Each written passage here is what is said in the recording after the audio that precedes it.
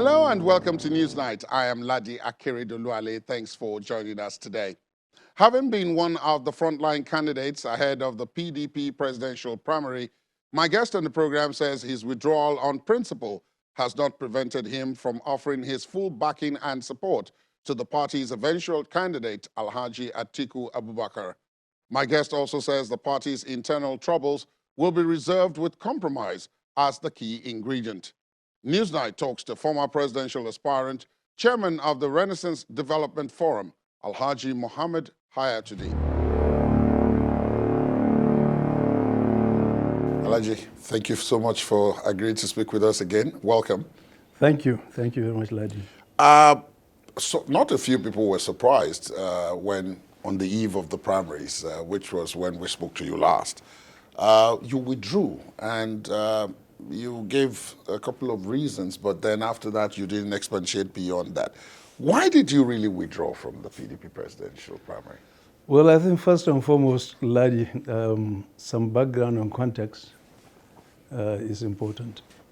Keep in mind that I actually joined partisan politics for the first time in January of this year, Yes. when I made a declaration to join the PDP in Maiduguri. Second, in short order, I then went ahead and declared my intention to contest the presidency at the end of February. These decisions were quite monumental and consequential for me. Nobody who aspires to high office, either at the level of a governor or in fact the presidency, can afford to take this lightly. A lot of thought actually went into it, deep, profound thinking, before I decided to Plunge into the waters. plunge into the water. Remember that I have had a very strong and long corporate background, so this was something new to me. I think the second point that we are mentioning is that I was dead serious about going all the way, based on the fundamental assumption that the total number of delegates would be something in the order of 4,000. Unfortunately, due to some hiccups on the part of the legislature, all of the statutory and official delegates were struck off the list. Upon realization of that mistake, the bill was sent to the president for amendment. Up to the night of the convention, the president did not amend it. I, on my own part, had actually gone all over the country to see delegates, and many of these delegates were the statutory and official delegates. So, like an emperor who has been left without clothes, I ended up dealing with elected delegates who had just been elected, one from each of the 774 local governments. And unfortunately, you know, the law of demand and supply, which you and I know about, by the time those numbers were shrunk to probably something in the order of about 20%, a bidding war began. And it was very, very difficult for me to visualize a situation in which a newcomer like me could actually have a fairly competitive contest, which was why I decided to back out. Which is why you talked about the monetization, the obscene monetization of the process. Because this small number of people were now like everybody's brides, as it were, and they were being sought after by anyone who really wanted to win this. But in the aftermath of that primary, and then of course the emergence of Alhaji Atiku Abubakar, again, unlike most Nigerian politicians, you didn't cry foul at the level of the election. It seemed as if there was a great deal of reconciliation, at least from your side, to the fact that, okay, this was the winner. And in the immediate aftermath of that, what did you make of the process itself? I mean, you were no longer participating, so you were able to look at it from the viewpoint of an observer now, not a participant. I'm talking about the primaries itself and the immediate aftermath of it. What did you make of it, especially as you related it to the Electoral Act, which was even while the process was ongoing, still being amended. When you put all that together, do you think that we took a step forward with this process, or we actually went back? So the political culture since 1999 has always been based on not only issues, but also based on the power of money. There's no doubt about it. And it cuts right across the political spectrum. It's not just PDP. Almost everybody. That's point number one. Point number two, we're evolving as a democracy. And over a period of time, it is my own fundamental belief that our politics will become better, they'll become more issues-oriented, and that we get the right kind of people into office. Final point to make here, Ladi, is the fact that as far as the night of the primaries is concerned, regardless of whatever else that might have happened behind the scene, I believe that Atiku Abubakar won fair and square, because the entire process was very transparent. And people were free to actually vote for whom they wanted to. So I think for any fair-minded person, nobody would say that that process was not fair and transparent. But following the process and the emergence of Alhaji Atiku Abubakar, it seemed as if the zoning, which you and I discussed the last time we spoke about, reared its head, but not in the manner in which we spoke about. Yes. A certain part of your party seemed to think and believed that with the emergence of Alhaji Atiku Abubakar, then Dr. Iyorchia Ayu had to step down. In fact, he said he would step down if Alhaji Atiku Abubakar or any other candidate from the north, even including you, emerged as the candidate of the party.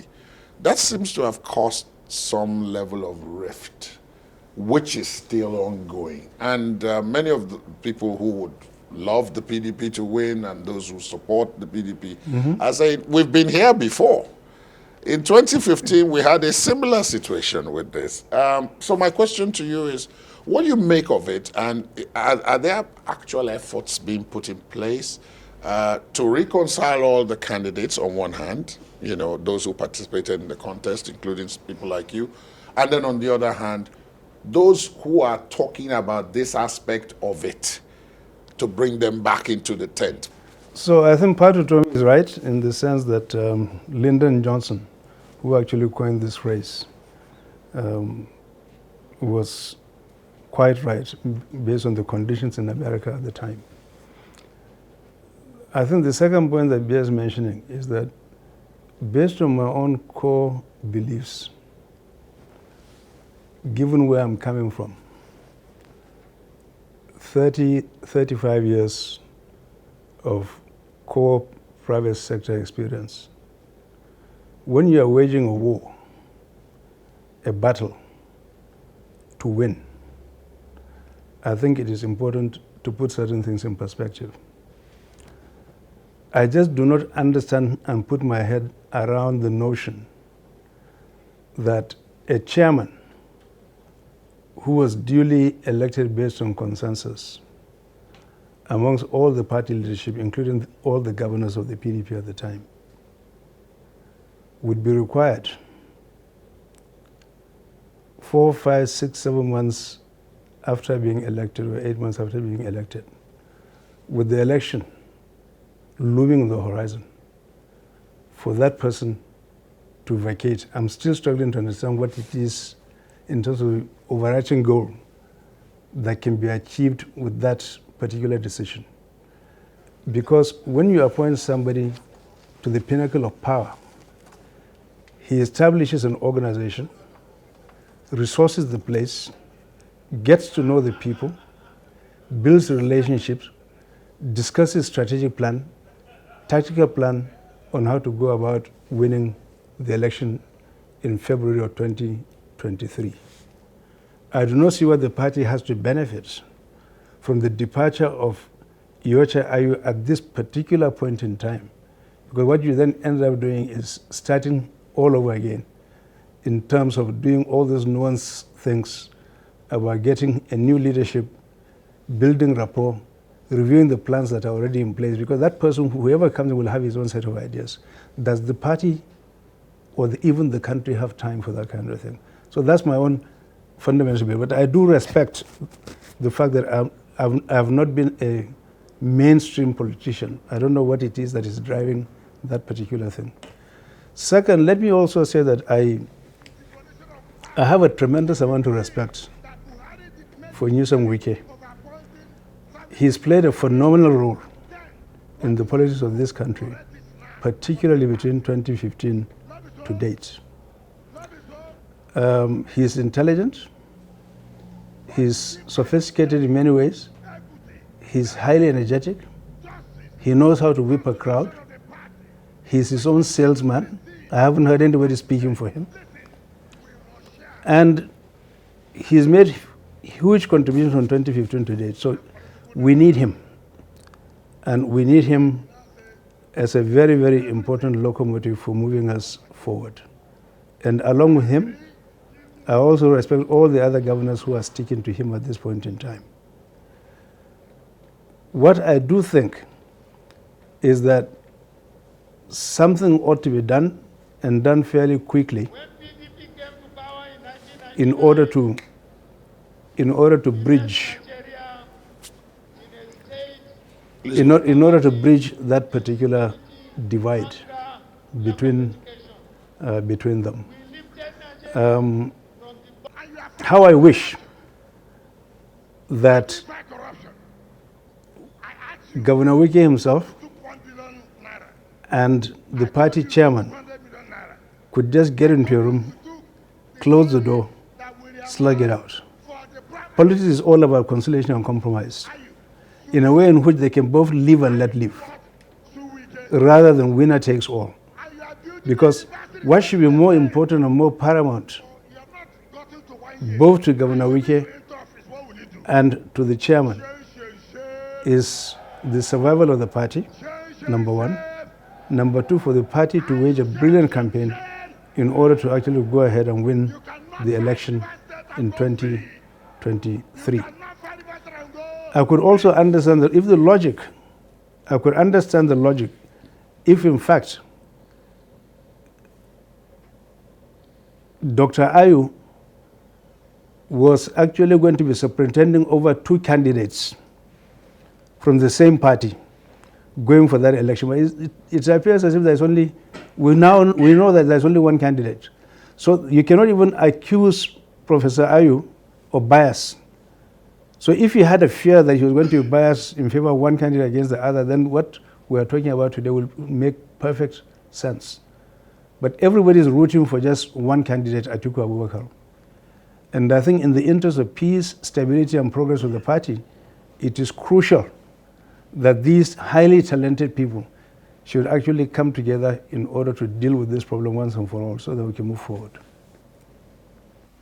Let me bring you to the future, looking ahead now, because that's where the answer to the last question would naturally now.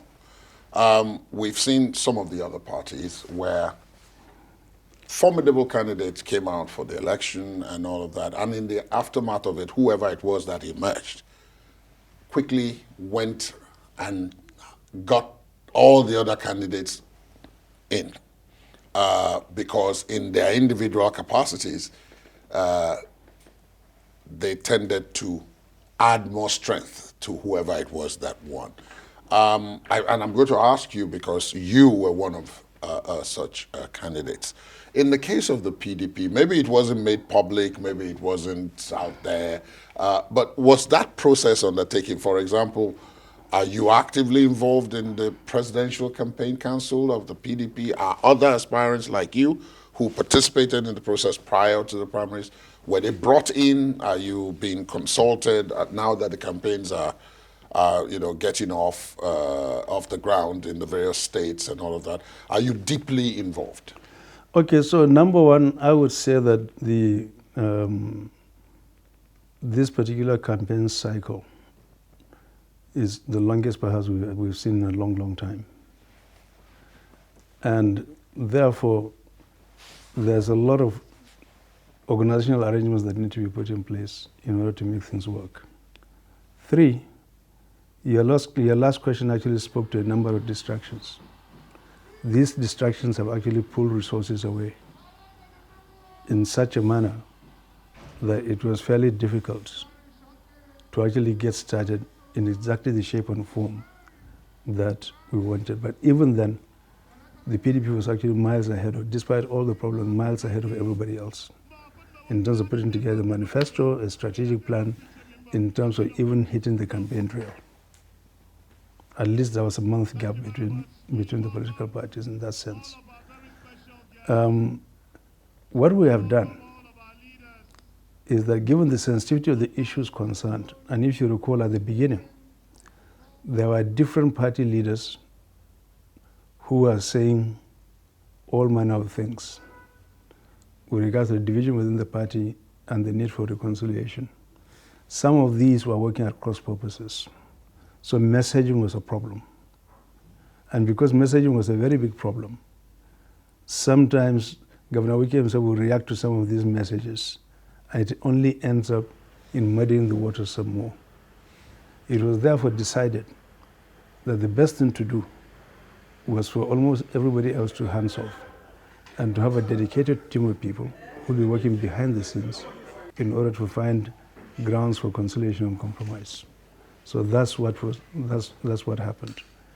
Am I actively engaged in the campaign council? As a matter of fact, I am.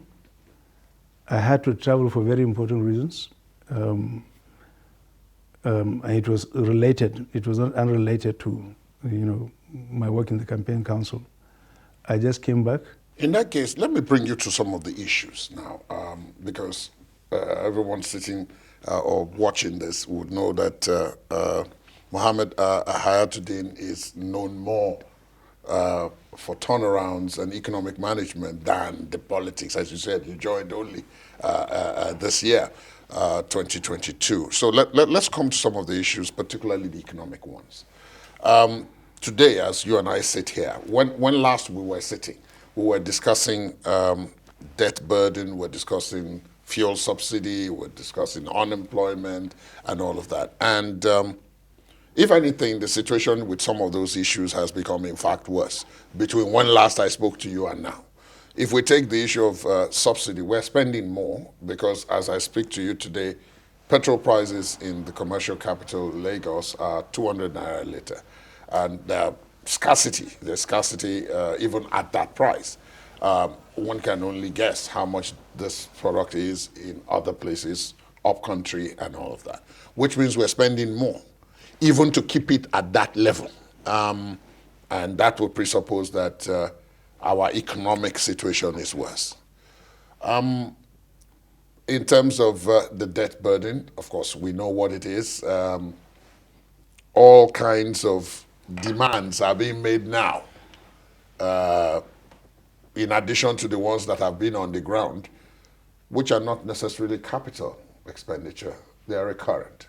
ASU's just called off its strike. There are all kinds of demands that involve money and a whole lot. What do you make of that now, and how much of the awareness of how bad things are do you think is there in the political space, especially in terms of proffering solutions?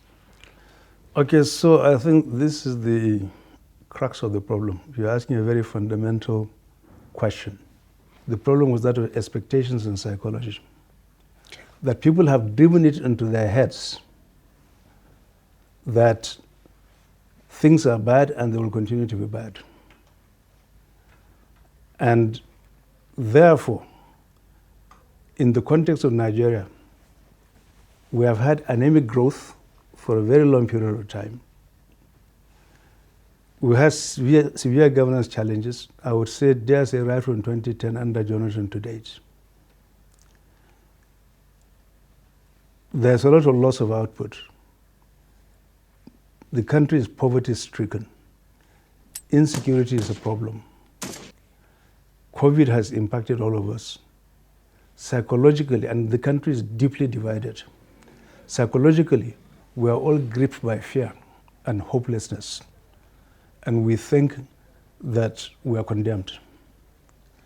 So my own view is that instead of just focusing on subsidies or power or any of these things, I think we need to get our mental state right. And the way to go about this is that in 2023, the new president needs to be very clear-headed about the fact that Nigerians have lost hope, and he needs to elevate them to a higher plane, a place of hope and optimism. And the way to do this is to actually form a grand alliance of the elite.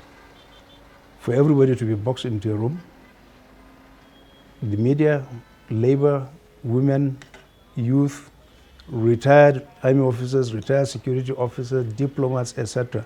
All of the constituencies that actually make up the elite base of this country, civil society organizations, to actually get into a room so that we'll agree on an elite consensus as to what is the problem here and how do we find a cure for it. So that's on the philosophical side. Right. In concrete terms, speaking to your question, I believe that cash is king. Nigeria has, accountants have always said that cash is king, and it is true.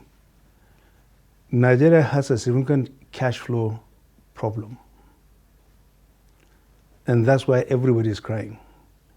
What we need to do is to unbundle our balance sheet and look at each item on the revenue side and the expenditure side to try to manage them better. On the revenue side, corruption is a very big problem. We're not getting value for the money that is invested. Second, on the revenue side, is the fact that the tax collection is poor. The tax net is not wide enough. There are lots of other kinds of leakages that are going on as far as the revenue side of the balance sheet is concerned. And we're also contracting a lot of loans without showing much for it. Subsidies are actually eating up into this. The federal government is borrowing too much money. And the last time I looked at it, the overdraft from the central bank was something in the region of about 20 trillion naira. 20 trillion naira. These are the things that need to be attacked one by one.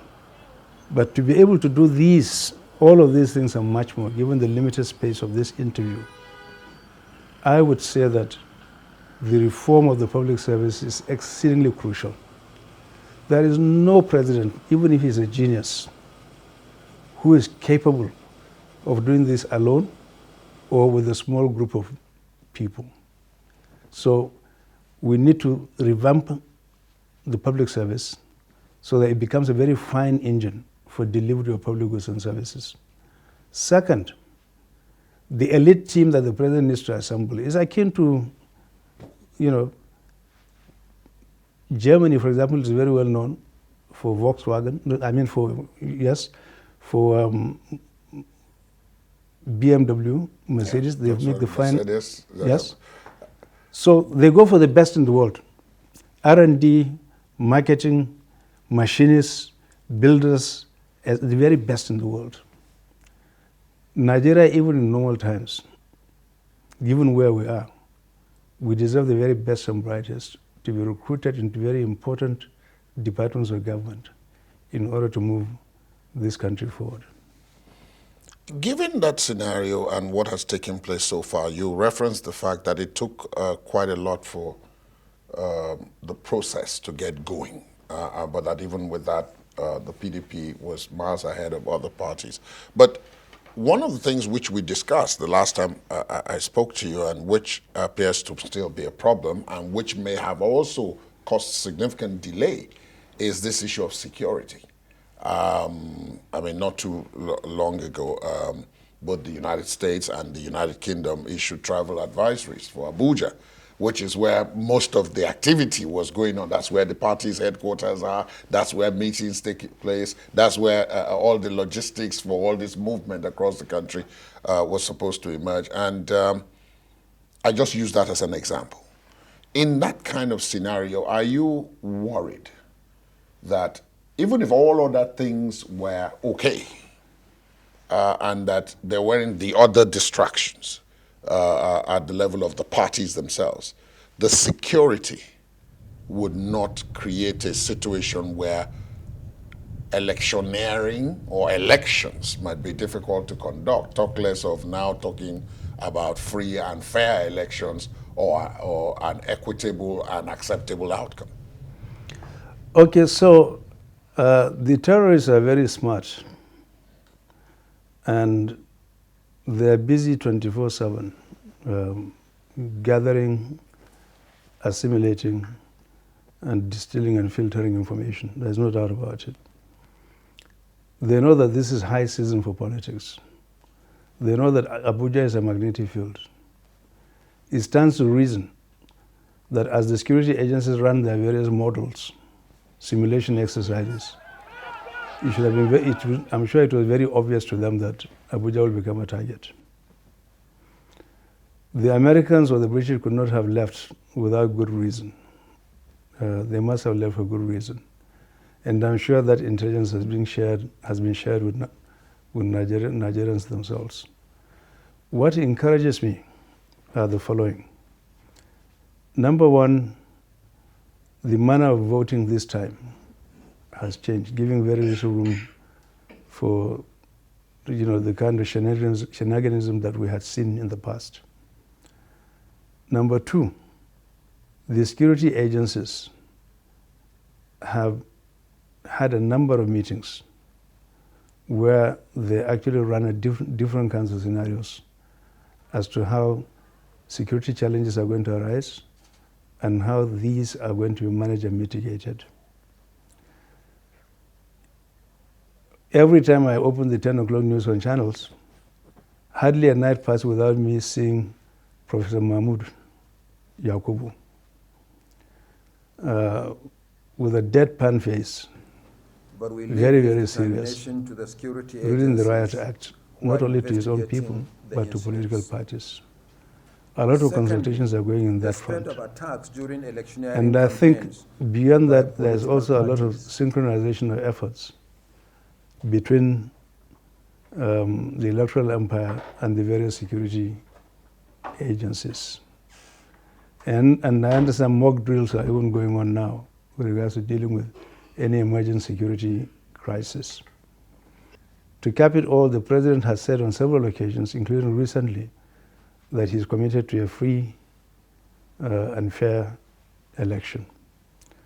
More importantly, there are many civil society organizations whose job it is to actually monitor these kind of things. And they've already started coming out to put their markers on the ground. Do not forget the actions being taken by monitors from Europe, Canada, America, and others. Now, by the time you agglomerate all of these efforts and bring them together and synchronize them, I would fully expect that we're likely to have an election that is decent, that will be respected, whose outcome will be respected by all. Skirmishes will always happen, but I do not expect the kind of large-scale violence that people are fearing. Perhaps I should move you in the direction of the broad picture of the campaign and the elections this time. In 2019, in 2015, there were many parties. I believe that in 2019 there were anything like 90 parties, and some people were saying we were getting to a ridiculous point. But today there are actually only 18 parties, but of the 18, it would appear that depending on who you speak to, this is a 4-horse race maximum. It's between your party, the APC, the Labour Party, and the NNPP.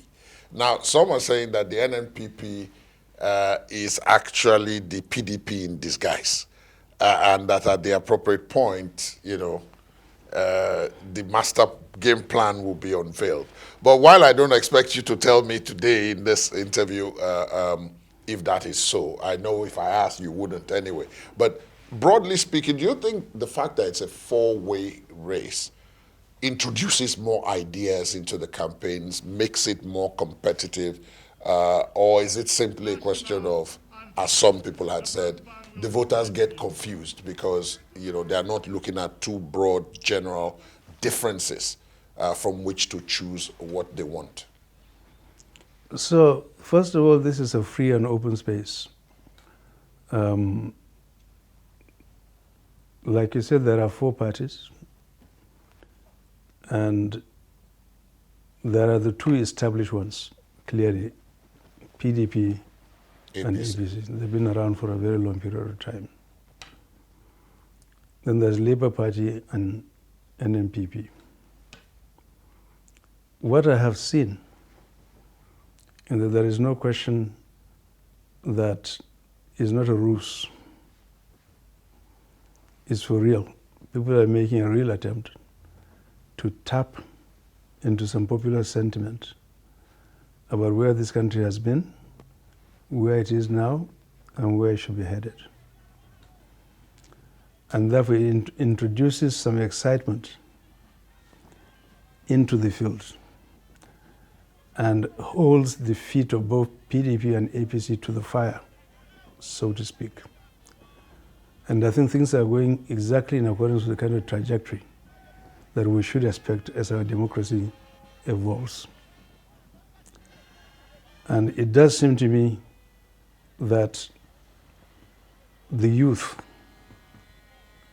are highly disenchanted because of the current condition of the country relative to where most of progressive Africa is, relative to where the world is going.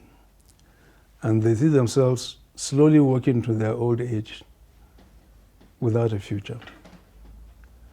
And therefore, what they are saying is that we are completely dissatisfied with the status quo, and we need something completely different that is able to elevate us out of our rut at this point in time, that gives us the ability to, get productively engaged, create wealth and prosperity, have a very beautiful environment that is conducive to stable and sustained economic growth, and where we can have a future that will be proud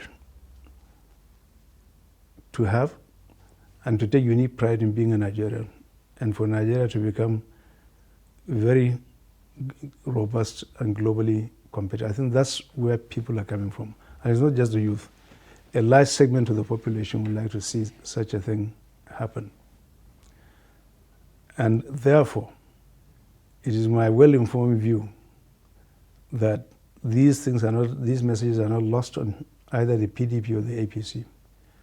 And I can tell you that Atiku Abubakar is fully aligned to these lofty goals and objectives.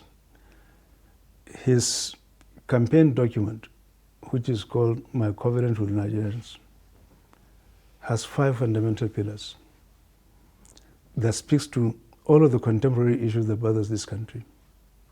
Number 1 is human development.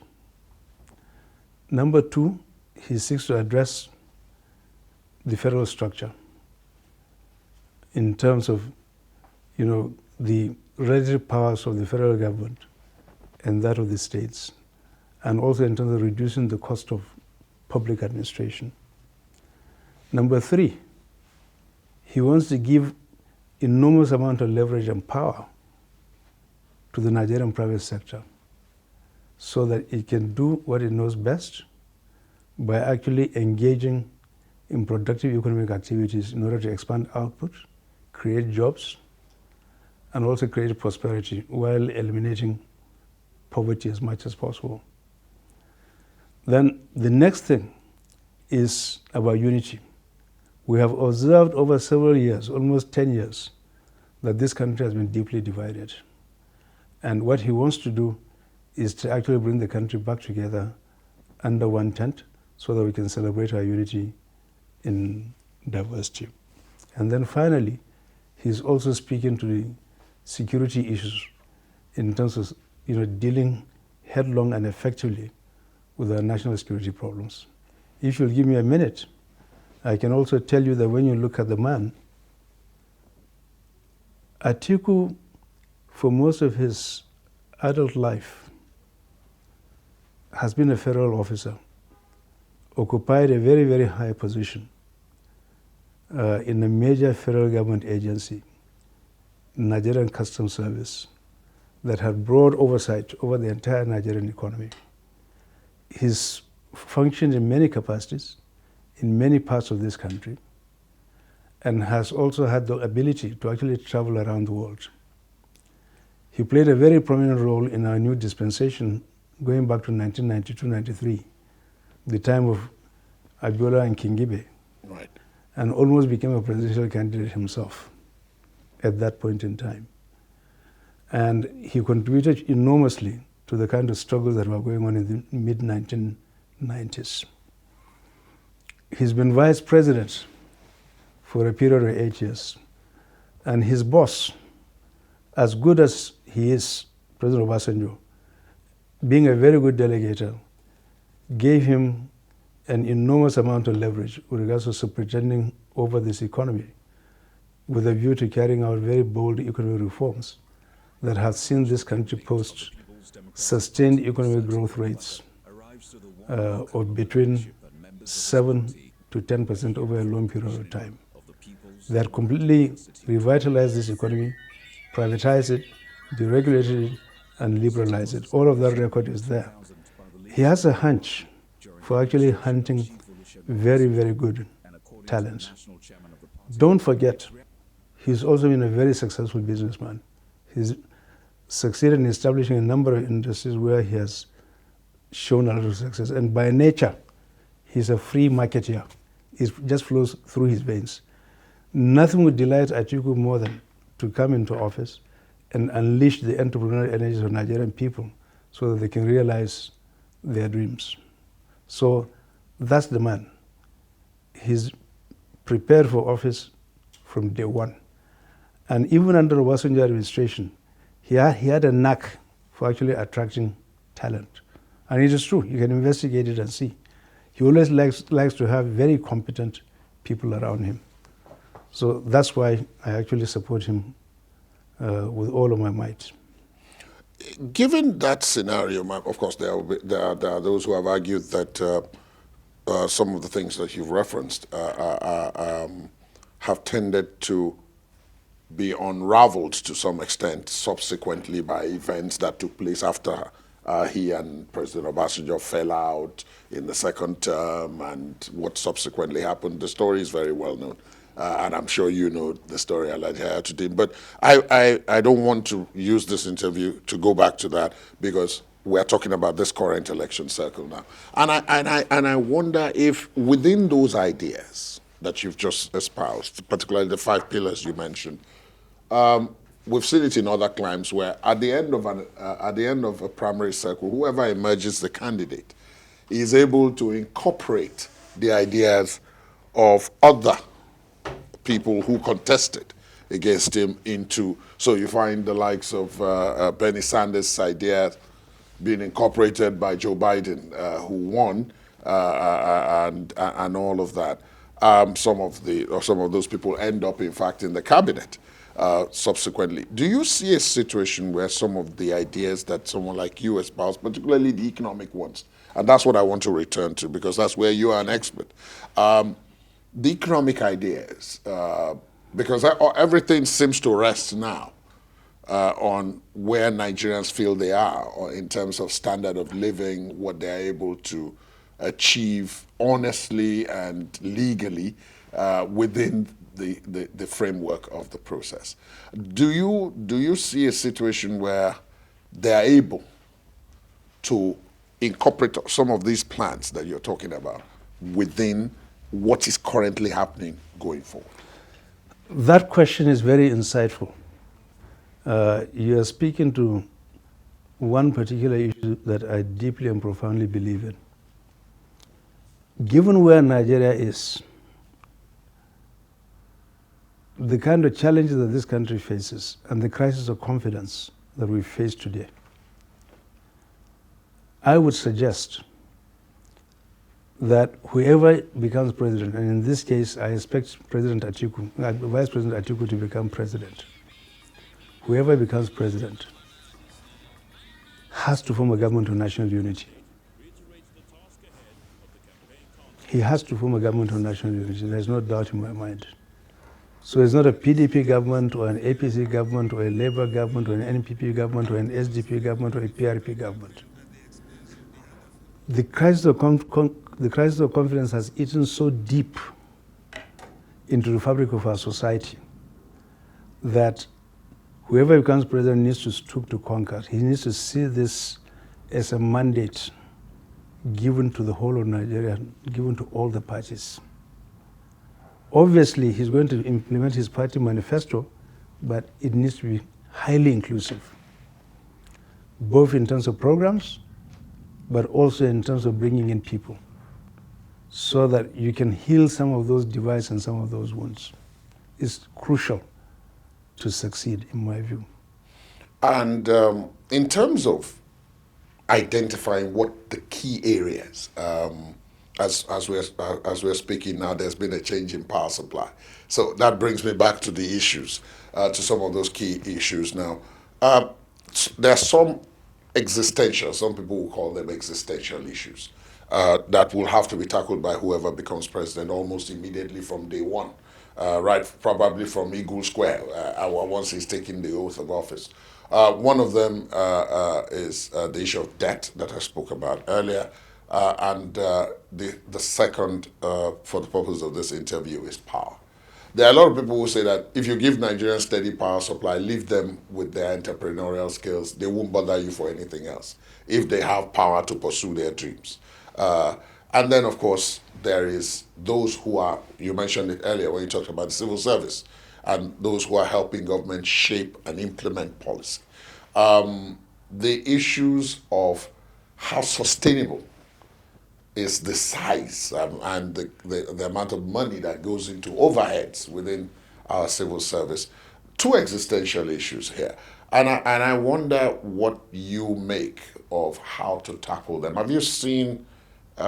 you've talked about reform in terms of the civil service, but have you seen an actual plan that deals with that? So let me begin with the last. I think there is no need reinventing the wheel.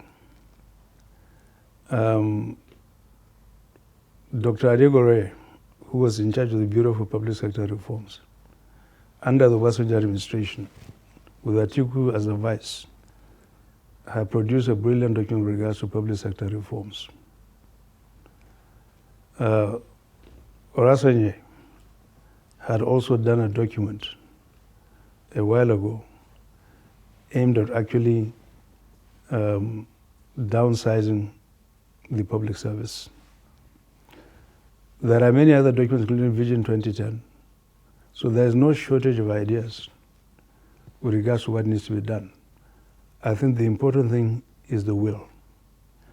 And now that we are facing issues pertaining to life and death of the country, I don't see any other option but for the president to actually roll up his sleeves on May 29th and carry out very bold, radical reforms with regards to the public service, both in terms of numbers, in terms of manpower development, in terms of hiring talent, and also in terms of putting together performance management systems to deal with measuring and evaluating and monitoring what people do.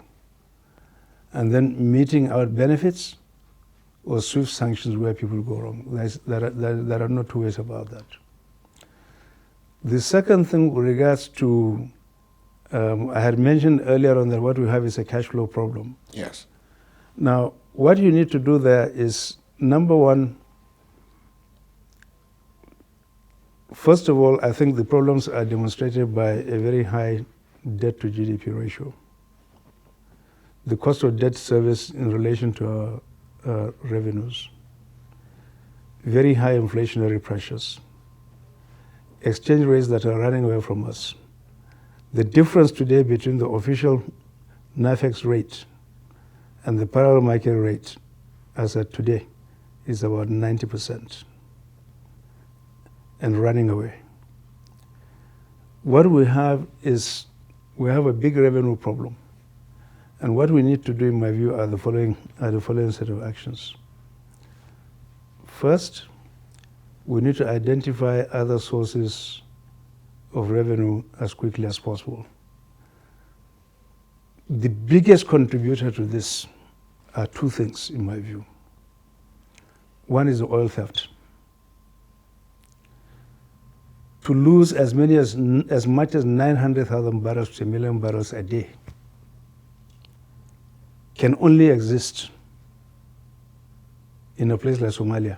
I cannot even begin to visualize in my own mind how Nigeria, with a functioning state and with all the levers of control in place, can even begin to, because that's the goose that is laying the golden eggs. I can't understand it, how such a thing could happen, and for us to just go along with that as if everything is okay, other than to complain. The second thing is the humongous subsidy. Every time the price of oil goes up, the subsidy that is required also goes up in tandem. By the time you block these two, you will be in a very, very good place. Not completely, but you'll be able to deal substantially with some of these challenges, revenue challenges and pressures. 3 is corruption. Now, there's corruption in the oil and gas sector, but generally there's also corruption in other places. And it seems to me that what you need to do is that there are many ways in which you can actually generate new revenue. One, through a process of further privatization, concessioning, etc. These are federal assets. You sell them, you put money in the treasury. Second, you can actually go do your homework as a new government. Convince creditors that you are a new kid on the block, you are damn too serious. Begin by implementing a number of things that they can see that you are actually serious. And go for rescheduling of debt and debt reduction so you can get some breathing room, so that your maturity profiles are then elongated over a period of time, and then the revenue you can actually use. There are many projects that are being implemented.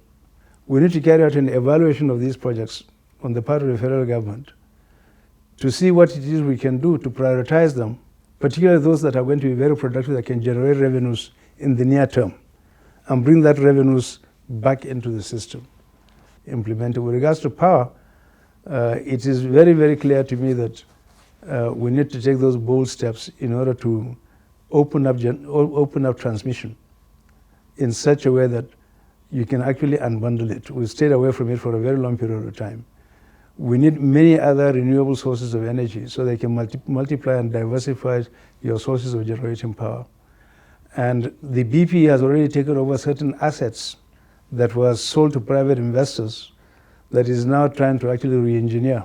So the entire power sector, I think, needs very quick and bold reforms, in my view. And it can be done. Alhaji Hayatu-Deen, thank you for speaking with us. Thank you very much. Thank you very much for speaking with us. Thank you. That's our program today. We would, of course, like to hear from you on the conversation. Our social media handles are right there on your screen. You can also listen to this and previous episodes of the program via our podcast. Please visit our website, channelstv.com/podcast to get started. I am Ladi Akeredoluwale. Goodbye.